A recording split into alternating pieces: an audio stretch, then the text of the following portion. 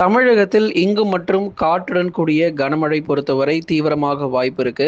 எந்தெந்த மாவட்டத்தில் கடுமையான கனமழை பொறுத்தவரை தீவிரமாகும் என்பது குறித்து மிக தெளிவாக நம்ம பார்க்கலாம். நண்பர்களே, நீங்க மறக்காம ஒரு லைக் பண்ணுங்க, சப்ஸ்கிரைப் பண்ணி தொடர்ந்து சப்போர்ட் பண்ணுங்க. துல்லியமான வானிலை அறிக்கை பெற்றுக்கொள்ளுங்க. இனி எந்தெந்த தேதிகளில் வருகிற நாட்களில் மழை வாய்ப்புகள், மழை பொழிவுகள் அதிகரிக்கும், மாலை மற்றும் இரவு நேரங்களில் எங்கெல்லாம் கனமழைக்கான வாய்ப்புகள் கொட்டி தீர்க்கும் என்பது குறித்து மிக தெளிவாக நம்ம பார்த்து தெரிந்து கொள்ள போகிறோம். ஆகவே ஒவ்வொரு வானிலை அறிக்கையிலும் எங்கெங்கெல்லாம் நமக்கு மழை வரப்போகிறது, இன்றைக்கு எங்க மழை இருக்க போகிறது, நாளை மற்றும் நாளை மறுநாளில் எங்கெல்லாம் நமக்கு மழை தீவிரமாகும் என்பது குறித்து நம்ம மிக தெளிவாக நம்ம விளக்கங்கள் கொடுத்து வருகிறோம். நீங்கள் கடைசி வரைக்கும் வானிலை அறிக்கை கேட்டு பயன்பெறுங்க. நம்ம ஸ்க்ரீனுக்கு கீழே தெரியக்கூடிய மறக்காமல் அந்த லைக் பட்டனை கொஞ்சம் எல்லாரும் கிளிக் பண்ணுங்கள். சப்ஸ்கிரைப் பண்ணி சப்போர்ட் பண்ணுங்கள். நண்பர்கள் உறவினர்கள் தெரியப்படுத்த மறக்காமல் ஷேர் பண்ணுங்கள். அவங்களும் பார்த்து பயன்பெறட்டும். தமிழகத்தில் அறிவித்தபடி பல்வேறு மாவட்டங்களில் கனமழையானது ஒவ்வொரு நாளும் கொட்டி தீர்த்துட்டு வருது. ஒரே நாளில் 38 மாவட்டங்களுக்கும் மழை பெய்யாவிட்டாலும் ஒவ்வொரு நாளும் பகுதி பகுதியாக பல்வேறு பகுதிகளில் நமக்கு மழையினுடைய தீவிரம் அதிகரித்து வருகிறத நம்ம பார்க்கிறோம். இன்றைக்கும் தமிழ்நாட்டில் மாலை மற்றும் இரவு நேரங்களில் கனமழையானது தீவிரமடையும். அதில் எந்த மாற்றமும் இல்லை. இன்றைக்குமே கூட நீங்கள் உதாரணமாக எடுத்துக்கிட்டிங்கன்னா சேலம், நாமக்கல், கரூர், திருப்பூர், ஈரோடு, கோயம்புத்தூர், நீலகிரி, தேனி மாவட்டங்கள், அதுக்கப்புறம் திருப்பத்தூர் மாவட்டத்தில் சில இடங்கள், ஆம்பூர், வாணியம்பாடி, வேலூர் மாவட்டத்தில் தெற்கு பகுதிகளில் சில இடங்களில் இது போன்ற மழை வாய்ப்புகள், அப்புறம் டெல்டா மாவட்டங்களில் இங்கெல்லாம் நமக்கு மழை வாய்ப்புகள் இன்றைக்கும் தீவிரமாகக்கூடும். அதனால் நம்ம வானிலை அறிக்கையை கொஞ்சம் கடைசி வரை கேட்டு பயன்பெறுங்க. ஒரு தொடர் மழை பொழிவு தமிழகத்தில் மே 10 அல்லது 11ஆம் தேதி வரைக்குமே கூட நீடிக்கப் போகிறது. தென் மற்றும் மேற்கு தொடர்ச்சி மலையொட்டிய மாவட்டங்கள் இங்கே தான் நம்ம முதலாவதாக பார்க்க போகிறோம். ஏன்னா இங்கே தான் முதல்ல நமக்கு மழை ஆரம்பிக்கும். அதுக்கப்புறமா தான் உள் மாவட்டங்கள், டெல்டா மாவட்டத்தில் மழை தீவிரமாகும். அப்படி பார்க்கும்போது முதலாவதாக மேற்கு தொடர்ச்சியில் இருக்கக்கூடிய நீலகிரி மாவட்டம், குந்தா, அவலாஞ்சி, கோத்தகிரி, குன்னூரில் கனமழைக்கான வாய்ப்பு இருக்குது. கோயம்புத்தூரில் சில இடத்துல கனமழை பெய்யும், சில இடத்துல மழை பெய்யாது. உதாரணமாக வால்பாறை, சோலையாறு, சின்ன கல்லாரில் கனமழை புரட்டி போடும். மேட்டுப்பாளையம், காரமடை, கோயம்புத்தூருடைய வடக்கு பகுதிகளில் கனமழை மிக தீவிரமடையும். நகர பகுதிகளில் சில இடங்களில் மிதமான மழை, சில இடங்களில் வானம் மேகமூட்டமாக இருக்கக்கூடும். தேனி மாவட்டத்தில் தெற்கு பகுதிகள், கம்பம் மற்றும் அதன் சுற்றுவட்டார பகுதிகளில் கனமழை ரொம்ப தீவிரமாக இருக்கும். மற்ற இடங்கள் பார்த்தீங்கன்னா மழை இல்லாமல் ஓரளவு வானம் மேகமூட்டமாக இருக்கும். பகுதியான மழையாக இருக்கும். தேனி மாவட்டத்தில் கம்பத்தில் கனமழையும், மற்ற இடங்களில் பகுதியான ஒரு மிதமான மழையாக எதிர்பாருங்க. தென்காசியில் மாலை நேரங்கள் கொஞ்சம் வானம் மேகமூட்டமாக இருக்கும். இரவு நேரத்தில் பகுதியாக சில இடங்களில் கனமழைக்கான வாய்ப்பாக தென்காசி மாவட்டங்களிலும், கன்னியாகுமரி பொறுத்தவரை வானம் ஓரளவு மேகமூட்டத்துடன் காணப்படக்கூடும். அடுத்ததாக தென் மாவட்டத்தில் திருநெல்வேலி, தூத்துக்குடி மற்றும் மதுரை, திண்டுக்கல் போன்ற மாவட்டங்கள் ஏற்கனவே நம்ம தொடர்ந்து பார்த்தோம். திண்டுக்கல்ல வாழை மரங்கள் வேரோடு அப்படியே இந்த வாழை மரங்கள் முழுவதுமாக காற்றில் சாய்ந்து போனதை நம்ம பார்த்தோம்.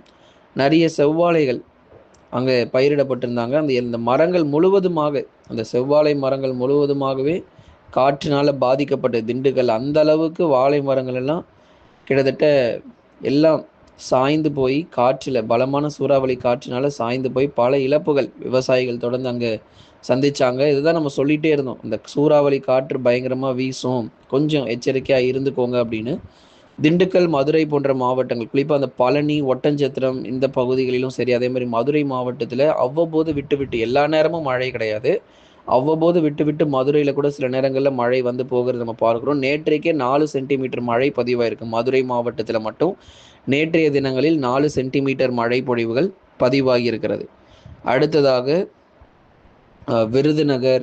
விருதுநகர் மாவட்டம், சிவகங்கை, இங்கேயும் கூட அவ்வப்போது சில சமயங்களில் 1 சென்டிமீட்டர் இல்லை 2 சென்டிமீட்டர் மழை வரைக்கும் எதிர்பார்க்க முடியும். அடுத்ததாக மிக முக்கியமாக உள் மாவட்டங்கள், இன்னைக்கு நல்ல மழை இருக்குங்க. இன்று முதலே அநேக இடங்களில் காற்றுடன் கூடிய கனமழையானது வெளுத்து வாங்கும். குறிப்பாக உள் மாவட்டங்கள் நம்ம எடுத்துக்கிட்டோம்னா சேலம், நாமக்கல், கரூர், திருப்பூர், ஈரோடு இங்கெல்லாம் நல்ல ஒரு மழை தீவிரம் நிச்சயமாக இருக்கும். அவிநாசி, பல்லடம், திருப்பூர் மாவட்டத்தில் பெரும்பாலான இடங்களில் கனமழை. கவுண்டன்பாளையம் மற்றும் அதன் சுற்றுவட்டார பகுதிகள், அதை தொடர்ந்து ஈரோடு மாவட்டம் மொடக்குறிச்சி, சத்தியமங்கலம், கோபிச்செட்டிப்பாளையம், சேலம் மாவட்டம், ஆத்தூர், தலைவாசல், இளம்பிள்ளை, சேலத்தினுடைய நகர பகுதியில் நாமகிரிப்பேட்டை, ராசிபுரம், நாமக்கல், திருச்செங்கோடு, கரூர் போன்ற இடங்கள் முழுவதுமாக இன்றைக்கு நல்ல ஒரு மழை தீவிரம் வட தமிழக உள் மாவட்டங்களில் தொடர்ந்து எதிர்பாருங்க. இன்று முதலே அநேக இடங்களில் காற்றுடன் கூடிய கனமழை பொறுத்தவரை நிச்சயம் தீவிரமடையும். அதே மாதிரி வேலூர் மாவட்டங்கள், வேலூர், திருப்பத்தூர், ராணிப்பேட்டை பக்கமும் சில இடங்களில் பரவலாக கனமழை பொறுத்த வரைக்கும் நம்ம எதிர்பார்க்கலாம். பகுதியாக தான் இருக்கும், மாவட்டம் முழுவதும் கிடையாது. திருப்பத்தூர் மாவட்டத்தில் இந்த ஆம்பூர், வாணியம்பாடி பக்கம் ஓரளவு மழை கிடைக்கும். அதே மாதிரி வேலூர் மாவட்டத்தில் சில இடங்களில் மிதமான மழை, சில இடங்களில் வானம் மேகமூட்டமாக இருப்பதற்கான வாய்ப்புகள் இருக்கிறது. அதுவும் வேலூர் மாவட்டம் தெற்கு பகுதிகளில் நீங்கள் மழை கொஞ்சம் எதிர்பார்க்கலாம். அதே மாதிரி திருவண்ணாமலை மாவட்டத்தினுடைய வடக்கு பகுதி, போலூர், ஆரணி, செங்கம் போன்ற இடங்களிலும் பகுதியாக மழை பொழிவுகள் திருவண்ணாமலை மாவட்டத்தில் பதிவாகக்கூடும். அடுத்ததாக வட தமிழக கடலோர மாவட்டங்கள் மற்றும் டெல்டா மாவட்டங்கள். டெல்டாவில் இன்னைக்கு சில இடங்களில் நீங்கள் மழை எதிர்பார்க்கலாம். பெரம்பலூர், திருச்சி, அரியலூர், அதுக்கப்புறம் நாகை, தஞ்சை, திருவாரூர், புதுக்கோட்டை, இங்கே சில இடங்களில் பகுதியாக இரவு நேரம் மழை பொழிவாக டெல்டா மாவட்டங்களில் இரவு நேரம் மழை பொழிவாக நீங்கள் எதிர்பார்க்கலாம். திருச்சியில் நிறைய இடத்துல இன்றைக்கி மழைக்கான வாய்ப்புகள் அதிகமாக இருக்குது. திருச்சிராப்பள்ளி மாவட்டத்திலும் பெரும்பாலான பகுதிகளில் பரவலாக மழை பொழிவுகள் தீவிரமடையும். திருச்சி, அதே மாதிரி பெரம்பலூர், அரியலூரில் இன்று இரவு மற்றும் நள்ளிரவு நேரங்களில் பரவலாக நல்ல ஒரு மழை பொழிவுகள் தொடர்ந்து நம்ம எதிர்பார்க்கலாம். வட தமிழக கடலோர மற்றும் டெல்டா மாவட்டங்கள், கடலோர பகுதிகளான சென்னை, திருவள்ளூர், காஞ்சிபுரம், செங்கல்பட்டில் மழை சற்று குறைவாக இருக்குது. பெரிதளவில் மழை எதிர்பார்க்க முடியாது. ஆனால் கடலூர், விழுப்புரம், கள்ளக்குறிச்சி, புதுச்சேரி, காரைக்காலில் பகுதியாக மிதமான மழை பொழிவு சில இடங்களில் எதிர்பார்க்கலாம். தமிழகத்தில் மே 10ஆம் தேதி வரை விட்டு பரவலாக மழை வாய்ப்புகள் தீவிரமடையும். பகல் நேரங்களில் ஒரு பக்கம் வெயிலின் தாக்கமும் அதிகரிக்கும். அதே சமயத்தில் கனமழைக்கான வாய்ப்புகளையும் தொடர்ந்து நம்ம எதிர்பார்க்கலாம்.